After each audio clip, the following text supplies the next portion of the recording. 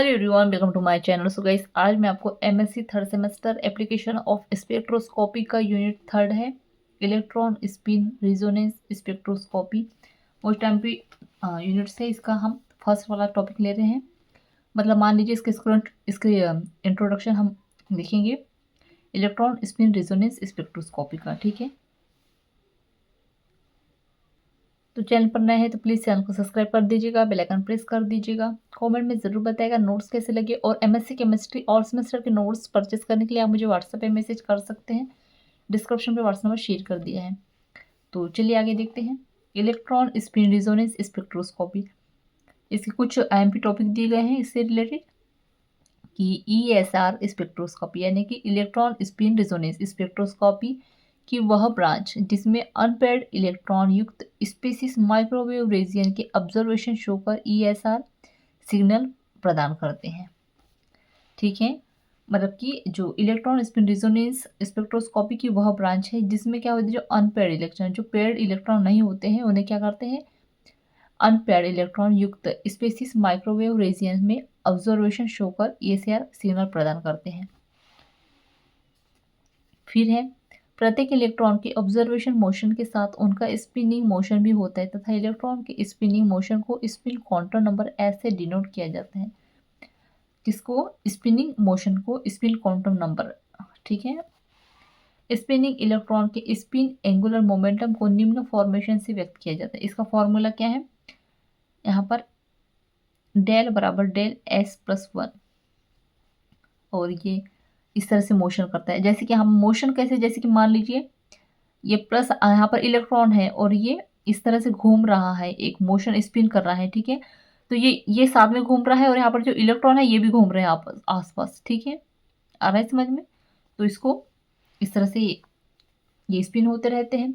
तो प्रत्येक spinning electron small magnet की तरह बिहेव करता है तथा इसके मैग्नेटिक मोमेंटम को निम्न फॉर्मूला से व्यक्त किया जाता है, जैसे कि पाई एस बराबर क्यू अपॉन 2m डेल, ठीक है। अब यहाँ पर Q क्या है? चार्ज ऑफ इलेक्ट्रॉन है। M क्या है? मास ऑफ इलेक्ट्रॉन है। और QS क्या है? मैग्नेटिक मोमेंटम है। आगे देखते हैं। मैग्नेटिक मोमेंटम वेक्टर क्वांटिटी है एंड स्पिनिंग इलेक्ट्रॉन के लिए मैग्नेटिक मोमेंटम की डायरेक्शन इलेक्ट्रॉन के स्पिनिंग एक्सिस के डायरेक्शन में होती है। नेक्स्ट पॉइंट है कि इलेक्ट्रॉन के पॉइंट चार्ज होने के कारण इसके स्पिनिंग मोशन को फ्रैक्शन लेस माना जा सकता है। फिर इसमें डेरिवेशन दिया गया है, तो pi S G Q upon 2m del, फिर पाई एस बराबर जी क्यू अपॉन 2m। तो यहाँ पर करने में दिया गया है ये जो फॉर्मूला होता है किस चीज़ का, ये स्पिन एंगुलर मोमेंटम का, ठीक है। तो यहाँ पर ये ऐड किया गया है। तो S plus one H upon 2 पाई, ठीक है। तो अब हम इसको इस तरह से लिख सकते हैं कि क्यू एस और ये जी है, तो फिर यहाँ पर क्यू एच ले लेंगे यहाँ से, और फिर ये क्या हो जाएगा, यहाँ पे मल्टीप्लाई हो जाएगा। तो 2 का 4 पाई, 2 का 4 हो जाएगा, और यहाँ पर पाई और ये एम, ठीक है। और इस चीज़ को हम यहाँ ऐड कर देंगे। फिर क्यू एस बराबर जी। अब इसके बदले में, मतलब इस चीज़ के बदले में हम यहाँ पर क्या लिख सकते हैं, बीटा लिख सकते हैं। तो यहाँ पर बीटा आ जाएगा, और सेम चीज़ हमने यहाँ पर, अब यहाँ क्या है, बोर मैग्नेट्रॉन है, ठीक है। और जी क्या है इसमें, लेंडे स्प्लिटिंग फैक्टर है, ठीक है। तो अब इसको हम किस तरह से लिख सकते हैं, बीटा शॉर्ट फॉर्म में बीटा बराबर क्यू एच, ठीक है। ये क्यू एच और ये 4, इसको हम इतना लिख सकते हैं, ठीक है। इसके बदले में हम ये लिख सकते हैं। आगे देखते हैं कि एक्सटर्नल मैग्नेटिक फील्ड की माइनस एन सी में स्पिन इलेक्ट्रॉन के मैग्नेटिक मोमेंट पाई एस का रैंडम ओरिएंटेशन होता है। फिर है होमोइवर एक्सटर्नल मैग्नेटिक फील्ड की प्लस टेंस में मैग्नेटिक मोमेंट में डिफाइन ओरिएंटेशन ही पॉसिबल है। जैसे इंटेंस ऑफ ये डिक्रीज होता है और मैग्नेटिक फील्ड इंक्रीज होता है, ठीक है, प्लस में और माइनस में और ये प्लस में। फिर आगे देखते हैं। आगे है एक्सटर्नल एमएफ अप्लाई करने पर मैग्नेटिक मोमेंट के अप्लाई मैग्नेटिक फील्ड की डायरेक्शन जेड एक्सिस में कुछ डिफाइनेट कंपोनेंट ही पॉसिबल है, जिसे निम्न फॉर्मूला से एक्सप्रेस्ड किया जा सकता है। जैसे पाई एस बराबर 2s+1, क्यू एस बराबर एम एस, और ये एम एस को हम इस तरह से लिख सकते हैं 2s, सॉरी इसको डेल पढ़ेंगे हम, ठीक है, तो 2del+1, ठीक है, और ये इस चीज़ को हम नहीं रखेंगे, ठीक है। एंड एम एस की डिफरेंट वैल्यू को निम्न रिलेशनशिप से प्राप्त किया जा सकता है। अब इसकी वैल्यूज को हम किस तरह से निकालेंगे उसके बारे में दिया गया है। तो एम एस बराबर -5 -5 +1 और डैश डैश डैश, तो ये माइनस में और ये प्लस में।